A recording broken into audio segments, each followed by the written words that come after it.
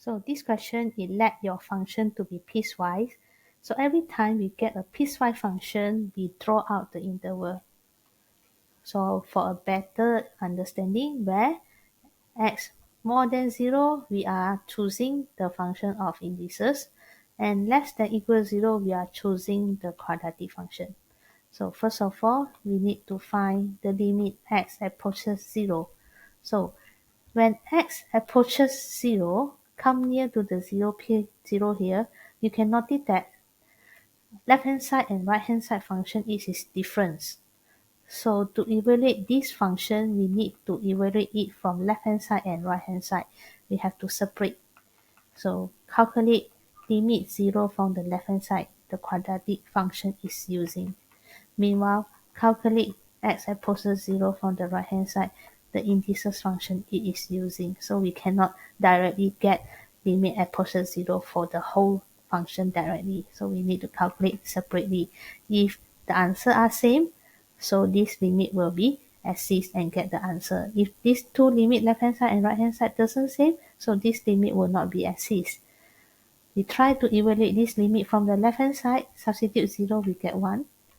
And we substitute the 0 to the indices, 2 to the power of 0, also 1. So we can notice that your limit approaches left hand side and right hand side is same. So therefore, we come up with the reason limit x approaches 0 from the left hand side is equals to limit approaches 0 from the right hand side. Therefore, we can answer the first question, which is 1. So limit x approaches 0 for the whole function, which is 1. So you have to write out your answer. What is that? When the left hand side, right hand side, they are same, means the answer is 1. So this one indicate that the limit is exists. Then when we come to question B, is it this function continuous at x equals to 0? Means they are asking you continuity condition. So let's just revise continuity condition.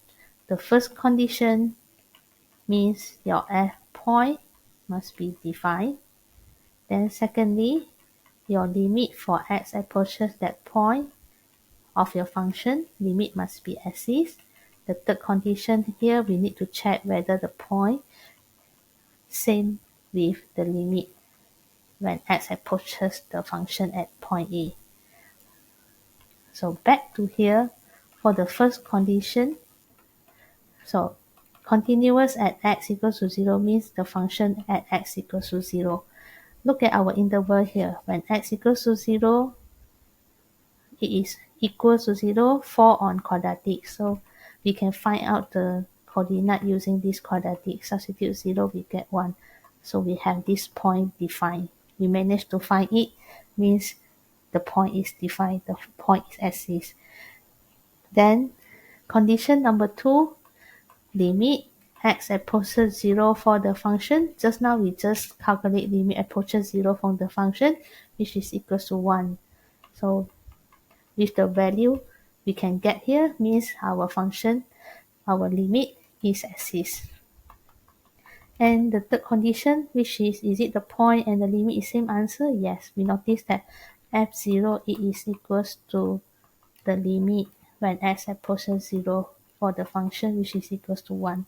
So when 3 of the conditions fulfilled, we can conclude that function is continuous at x equals to 0.